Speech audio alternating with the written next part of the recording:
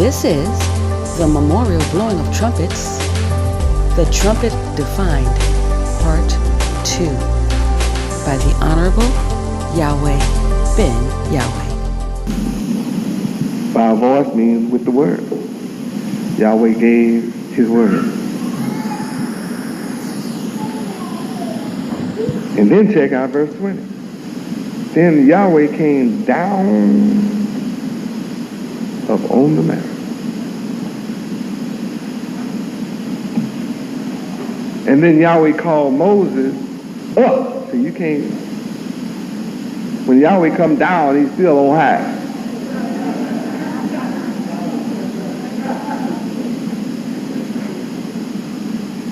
Although Yahweh come down to the earth, he never comes,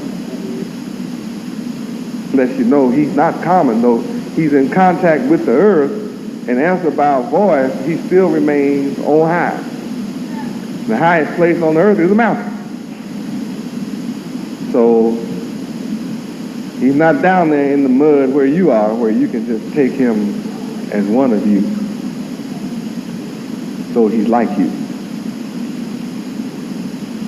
Though he comes through the seed of Abraham just like you, he still remains on high. That's what makes me God. And I know how to make you respect me. You may not come here respecting me, but when I finish, you will respect me. I have 1,000 different ways to cause you to respect me. And you will. I'll walk with you and drink with you and eat with you and sleep with you and talk with you and run with you and play volleyball with you, and I'll remain on high. I still remain Yahweh. It's inescapable. Tonight, you know you're not talking to or listening to an ordinary man.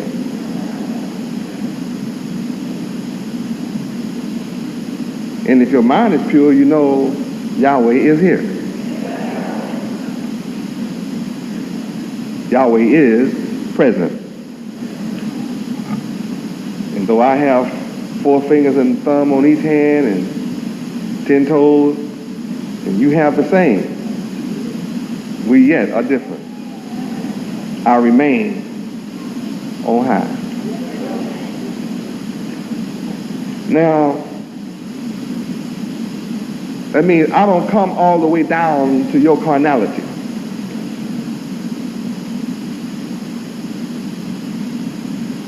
And that can make some uncomfortable, but then that's what I'm here to demonstrate, that you don't have to stay down there either.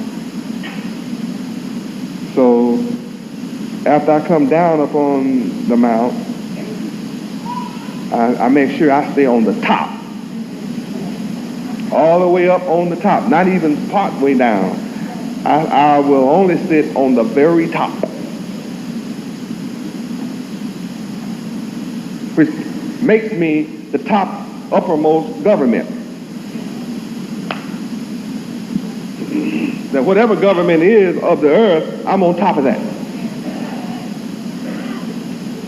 I know you didn't think about that just now, but I'm making you think. I told you that's what makes me God, because I can think of this and you can't think of this. But after I reveal it to you, it makes you say, boy, why couldn't I think of that? I should have thought of that. But you can't think of it until I bring it to your attention. So here, this mountain is the government of America. And though I come down and descend, I still remain at the top of it, on top of it. Because my government is supreme to the highest government of the earth. And then the people sit down at the at the bottom of that.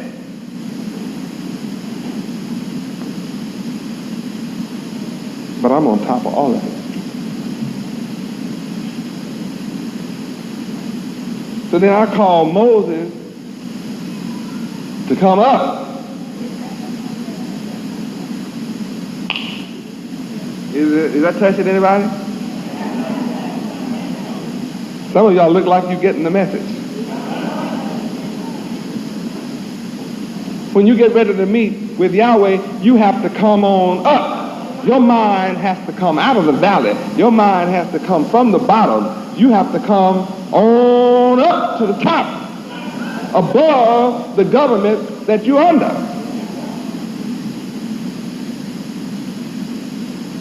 That's what I'm calling you to do tonight. To come on up. Where?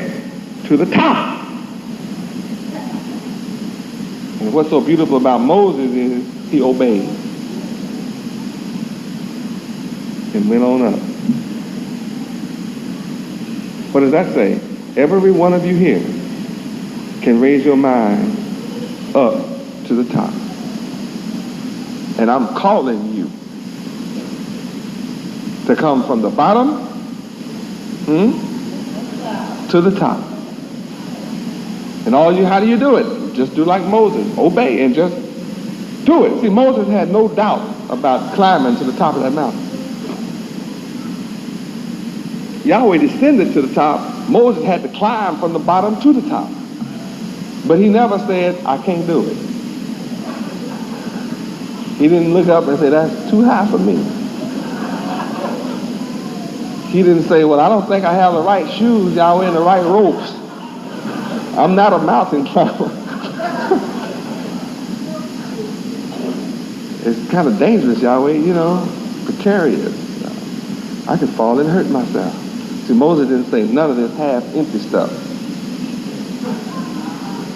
He just had all confidence and what? Went on up. What a beautiful story. And then when Moses obeyed, in verse 21, Yahweh had a little talk with Moses. He had something to say to Moses. It wasn't Moses had something to say to him. Yahweh didn't call Moses up to have Moses talk to him. What could he say to Yahweh from the bottom? What could he teach Yahweh from the bottom when Yahweh is sitting on the top? So Moses knew to just shut up. He just went on up, and once he got to the top, Moses didn't say, look at here, Yahweh, how great I am. I made it to the top. Let me tell you all about it. No, there's no room in here for that. When Moses got to the top, there was only one speaker.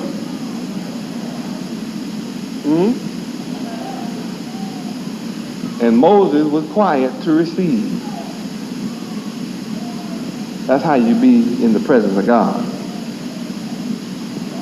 That's why I teach you. You don't even try to think of something to tell me, because I don't need it. I don't want to hear it. And there's really nothing you can tell me anyway. I don't need none of your ideas. There's nothing. And when I do it, I'm just having fun. When I ask you, what do you think? Don't get carried away.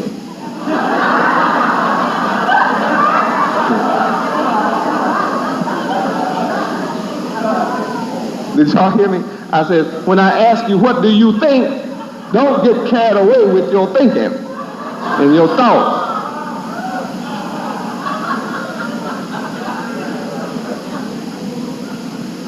I just want to see, will you forget that I'm God? Because it really is my divine decree that have brought you this far. After all, I made the mountain that you climbed up on.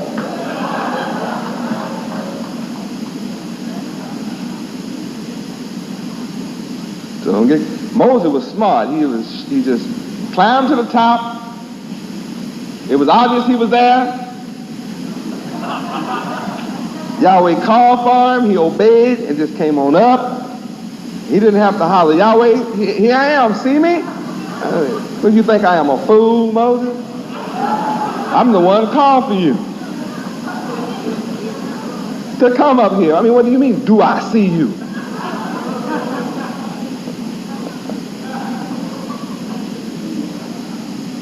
Evidently, Moses has studied a little bit about Yahweh to know don't be silly. He heard the call, he obeyed the call, he went on up, and he stood at attention on the square and shut up and waited to be spoken to. That's protocol. Y'all hearing how to meet with God and how you act? So I want to talk to you, Yahweh, Ben Yahweh.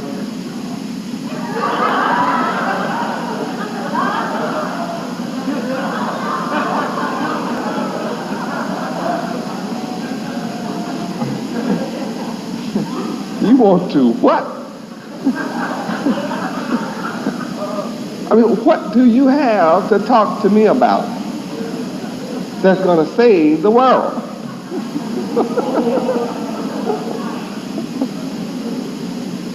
You have some ideas on saving the world?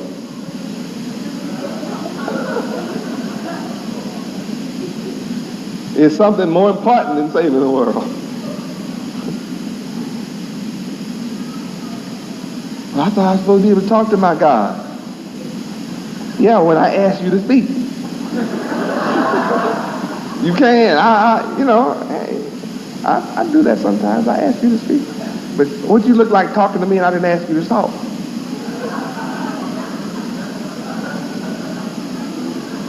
What nerve you have. Got nerve to come and just tell me what you want to do. If I allow you in my presence, I usually just let you do that.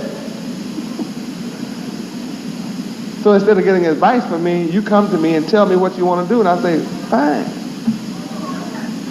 And it's usually disastrous. Because what did you do? You didn't get my advice. You came and told me all about it. You told me all about your problem. You told me what you thought the solution was. I say, fine. What you want me to do? Tell you that you're crazy? Yeah, I wish you had. I wish you had told me I was stupid. I wouldn't have done that. But see, you weren't smart enough to come and just ask me. Most of us like to ask.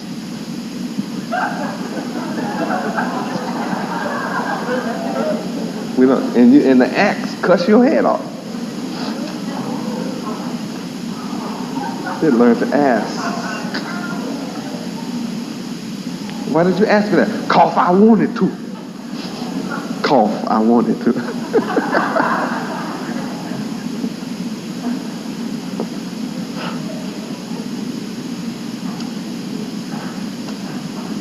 So anyway, I'm teaching you protocol here. Moses was quiet, he was smart, he stood on the square, he was quiet. So Yahweh spoke to him and said what? Go down.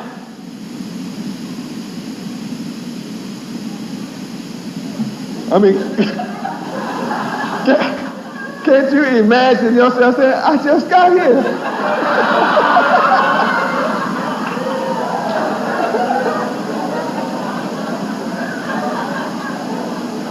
I mean, do you know how long it took me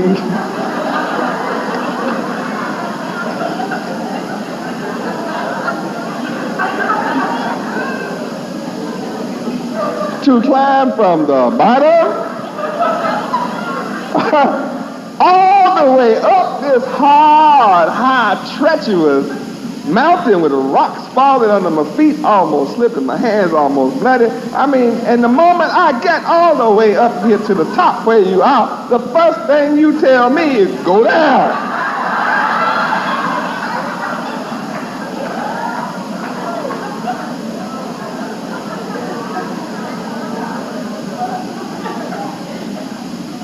That's enough for anybody to say, now I know this is a test.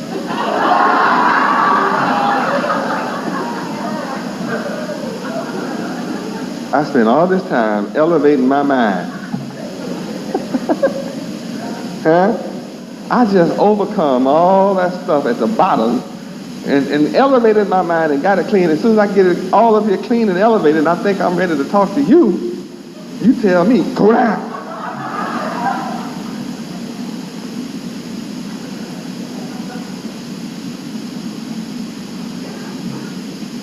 And then he said, on your way down, don't forget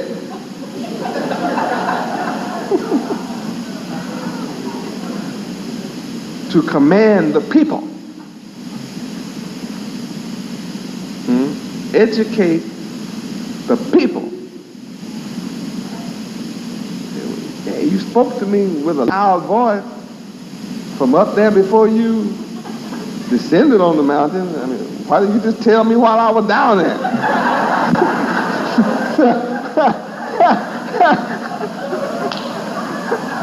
You have me coming all the way up here just to tell you, you use a loudspeaker from your plane mothership to call me. I mean,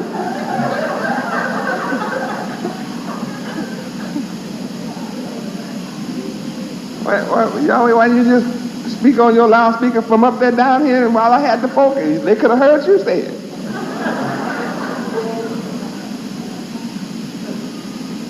Oh, but it's such a powerful message right there.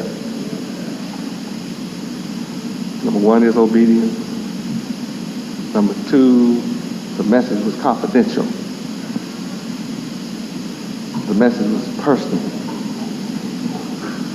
Yahweh was establishing protocol. This verse establishes theocracy. It says Yahweh was up on the top of the government of the world. Then he's saying that his method of rule is not like the earthly rule. Yahweh is theocratic. He gives the orders to his messenger, who gives the orders to his people, and the people have to respond downline.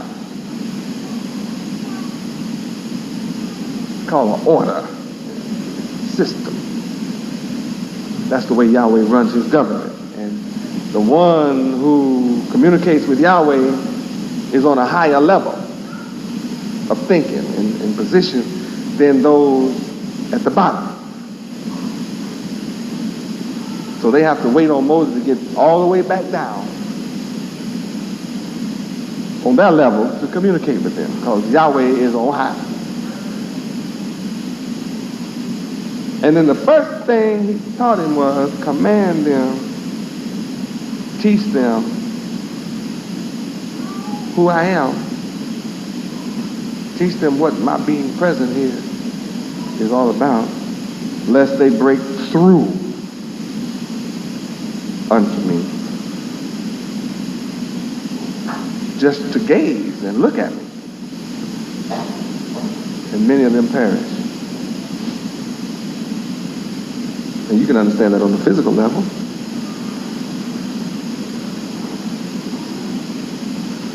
But this is also a spiritual level. I mean, can you imagine God coming and nobody wants to look at him? When Yahweh comes and they realize he's present, it's all about realization. See, the people can be contained until they realize Yahweh really is present. I'm in the world now. I made this world. And I'm in it. But the world doesn't realize I'm here. They hear it, but they don't realize yet that I'm really here. They've heard rumors that I'm here, but they don't realize yet. Not realize. You have to look up the word real. That I'm real and really here. I really am. Now, when that day comes, I don't know where the people are going to be placed. And it's coming. It's coming. I mean, it's really, really coming. It's on the way now. I'm not guessing about it. I'm creating the conditions. I am personally involved in bringing this huge number of people into the realization that I really am present. What do you think they're going to do when they realize it? They're going to want to gaze at me. They'll just come and they'll just look.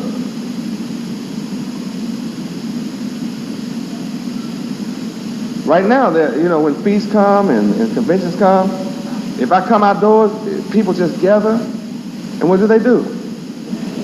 They gaze. Now, when the crowd gets larger and larger, what is the man and woman at the back of the crowd going to want to do? Get closer so they can gaze. And if everybody is trying to get close to me at once,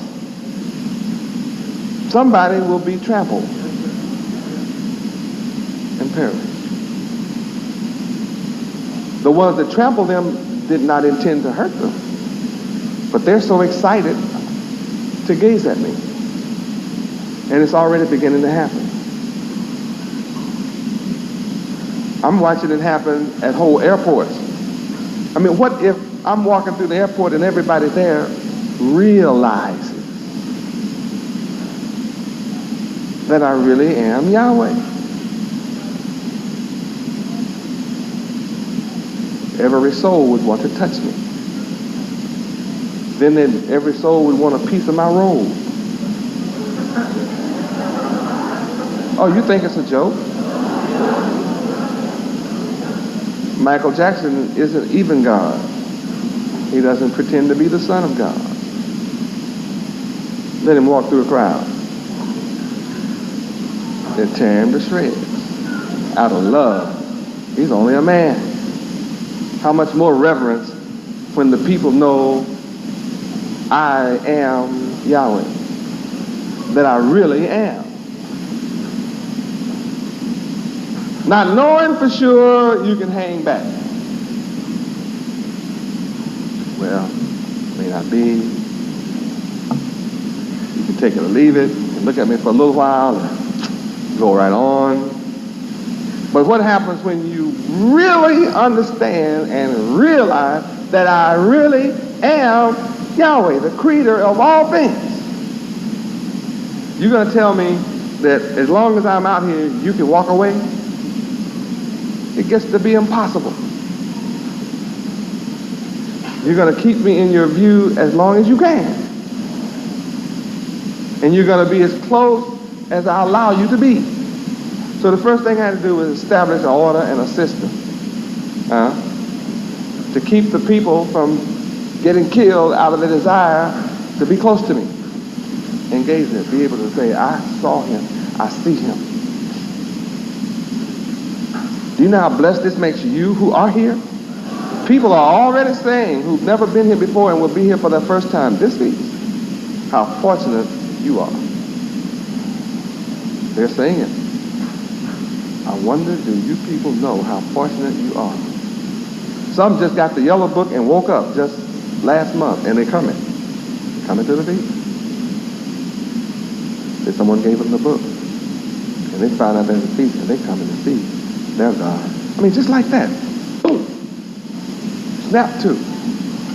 The book is circulating all over the country. The best-selling book in the world is the yellow book. It's just going. People they're buying it and they pass it. They're buying it and they pass it. It's never stopped. We get 5,000 or 6,000 calls every month right here.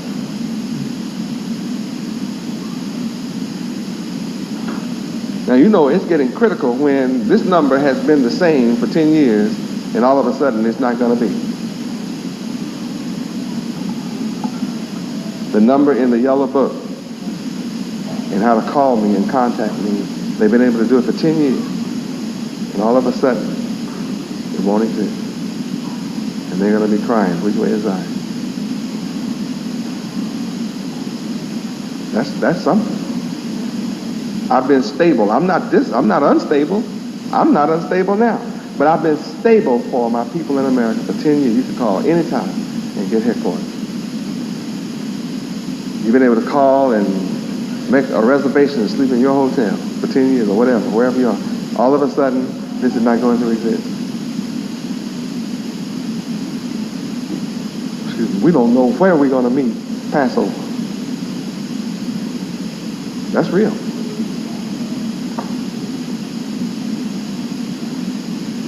Because Satan is taking this.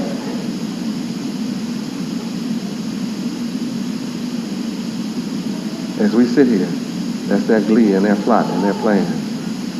and they're moving to execute it. That's the way it is.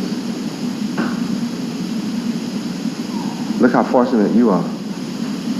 You know where I am. You really can see me. What class this is?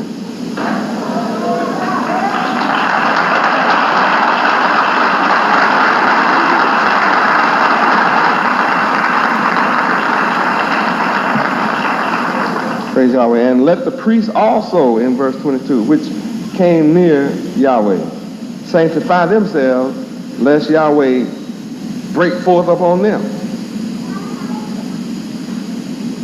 So when you be one who is to represent Yahweh, you're supposed to be sanctified, lest Yahweh come down upon you, In verse 23, Moses finally said something to Yahweh.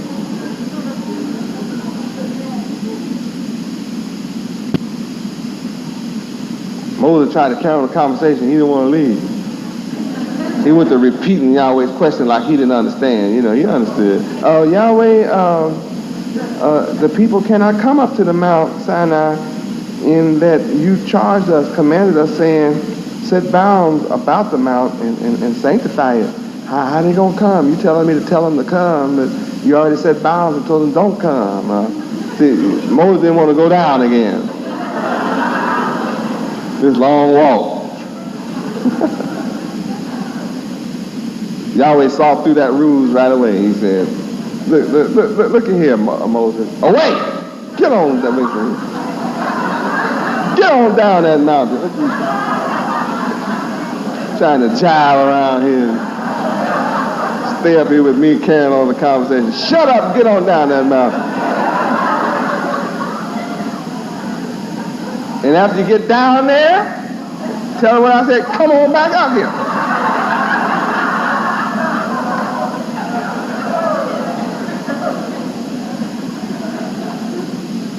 That means you have to go through some up and down changes, you know, in dealing with Yahweh. Some of you want everything to be so calm and so stable, but you have to be going up and down. You know, that's the way it is. That's why I'm God. You know, that's just the way it is. And you work with me and be my #1 ambassador. I mean, that's what being one of my ambassadors is working with me like that. You just have to be going up and down. Don't be asking me no question why. You get on down. Just get on down.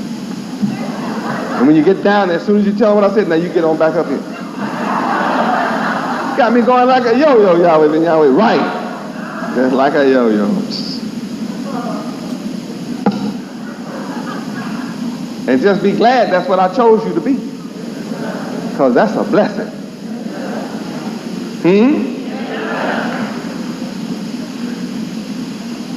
I'm sure there were others who would love to come up that mountain when they realized Yahweh was really up there.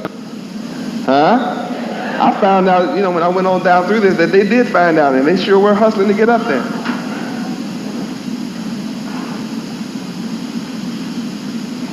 So he told them to get down, and then I'm going to let you bring one with you. But don't even let the priests and the people break through unto me, lest I break up on them. So Moses was a good man. He went on down the mountain again in verse 25. Up and down, up and down. This has been a great class, and I can see that it can go on for a long time. I didn't get to half of anything I wanted to get to, but I hope the memorial blowing of trumpets has been a blessing to your soul, and to your mind, and your heart, and your spirit, because it sure has been one to me. A great joy.